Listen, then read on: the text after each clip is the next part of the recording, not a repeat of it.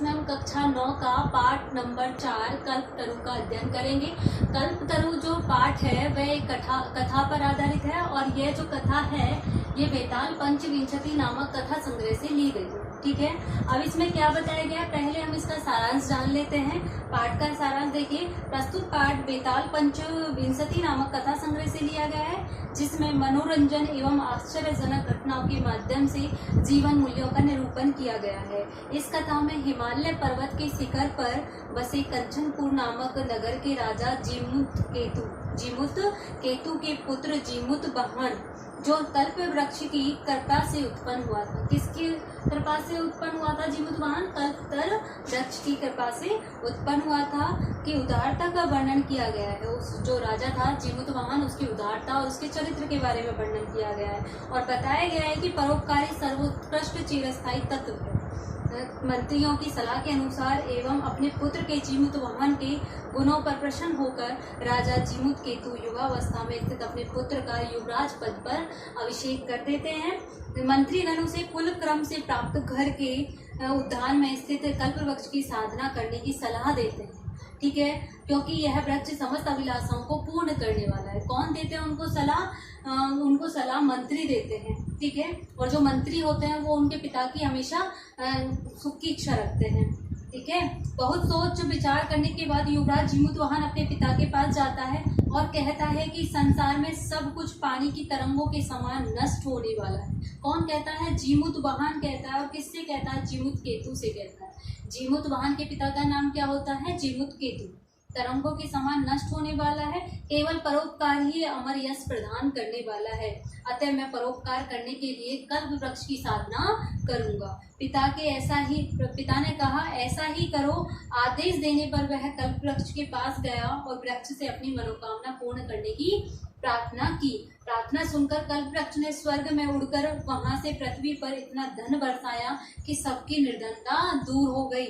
इस प्रकार सभी प्राणियों पर दया करने वाले जीमुत वाहन का यश सभी जगह फैल गए। ठीक है, अब देखिए हम स्टार्ट करते हैं इस कथा का प्रथम अंश। अस्ति हिमवान नाम का सर्वरत्न भूमि नगेंद्र।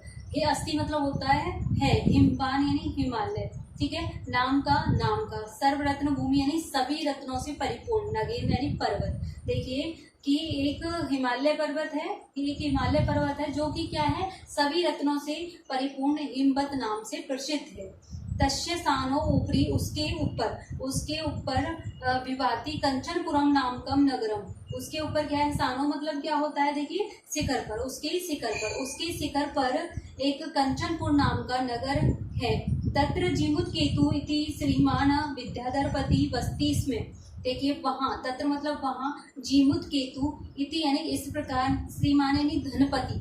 ठीक है, धनपति, विद्याधरपति यानी धनपति नाम का बस्ती इसमें राजा रहता था। तस्य उद्ग्रह उद्याने कुल क्रमागत कल्पतरु स्थित। देखिए उनके घर के बगीचे में क्रम के अनुसार कल्पतरु नाम का वृक्ष स्थित है। सह राजा जीमुत केतु तम कल्पतरुम आराध्य तत्प्रसादतात च बोधिसत्वात् संभव जीमुत वाहनम नाम पुत्र प्राप्त। देखिए वह राजा जीमुत केतु उस कल्प वृक्ष की आराध्या यानी प्रार्थना से उसके प्रसाद रूप में बोधित्व को प्राप्त करके जीमुत वाहन नाम का पुत्र प्राप्त करता है। देखिए सह जीमुत वाहन महान दानवीर सर्वभूतानि अनुकंपी च अभवत। और वह जीमुत वाहन महान कौन था? जीमुत केतु का जो पुत्र जीमुत वाहन था वह बहुत ही बड़ा दानवीर था और सर्वभूतानि अनुकंपी सभी जीव जंतुओं पर दया करने वाला हुआ। तस्य गुणे प्रसन्न स्वयं सचिव प्रेरित राजा कालेन सम प्राप्तम योगनम च योग राज्य अभिषिक्तवान। देखिए अब इसका उसके गुणों से प्रसन्न होकर के अपने सचिव, स्वयं सचिव यानी अपने मंत्रियों की प्रेरित यानी प्रेरणा से राजा ने कालीन समय के अनुसार समय की समाप्ति पर यौवन अवस्था में भी युवराज को यानी कि जीमुत वाहन को युवराज पद पर या राजा के पद पर अभिषेक यानी अभिषेक कर दिया। उसका राजा के पद पर उनको बिठा दिया। ठीक है, और अभिषेक कर दिया। कदाचित हितेश पितृमंत्री ने, और कभी हितेश यानी हित की रक्षा करने वाले पितृमंत्री पिता के मंत्रियों ने युवराज है, युवराज से स्थित तम जीमुत वाहन उक्तवन, और अपने युवराज जीमुत वाहन से कहा, युवराज यो अयम सर्व कामद। देखिए ये जो यह जो सर्व काम सभी कामनाओं की इच्छा पूरी करने वाला कल्पतरु यानी कल्पतरु नाम का वृक्ष तवोद्यान तुम्हारे उद्यान में तिष्ठति है, तब सदा पूजित, वह तुम उसकी क्या करो, हमेशा पूजा करो। अस्मिन अनुकूले स्थित सती सक्रो अपि अस्मात् बाधितुं न शक्नोति, इस के अनुकूल होने पर यह कभी भी यह हमें क्या करेगा, कभी भी दुश्मनों से हमें बाधा नहीं पहुंचा सकता। इति इस प्रकार एक बार वापस से देखिए, इसका पुनः देखिए अस्ति हिमवान नाम सर्व रत्न भूमि रत्न। देखिए अस्ति मतलब है हिमवान यानी हिमालय, नाम यानी नामक, सर्व रत्न भूमि सी यानी समस्त रत्नों की उत्पत्ति स्थान, ठीक है, नगेंद्र यानी पर्वत। देखिए यहाँ पर क्या है, यह हिमालय है, सभी रत्नों का उत्पत्ति स्थान है, और कौन है, पर्वत है। तस्य सानो, ठीक है, सानो का अर्थ होता है उसके शिखर पर विभाति कंचनपुर नाम का नगरम, उसके शिखर पर कंचनपुर नाम का नगर है। तत्र जीमुत केतु इति, वहाँ पर जीमुत केतु इति यानी इस प्रकार का विद्यापति यानी धनवान राजा अधिपति यानी रहता है, राजा रहता इसमें यानी रहते थे। तस्य गृह उद्यान कुल क्रमागत कल्पतरु स्थित है, उनके घर के बगीचे में कुल के अनुसार कल्पतरु वृक्ष था, यानी कुल क्रमागत यानी कुल वंश जो चला आ रहा है, कुल उनका जो कुल का अर्थ होता है वंशानुक्रम के अनुसार, यानी कि एक वंश चला गया फिर दूसरा वंश आ गया, उस वंश के अनुसार कल्पतरु वृक्ष है।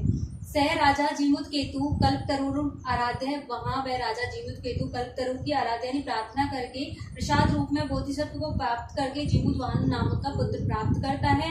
वह जीमुतवाहन जो राजा होता है उसका पुत्र होता है, वह महान दानवीर और सभी जीवों पर दया करने वाला हुआ।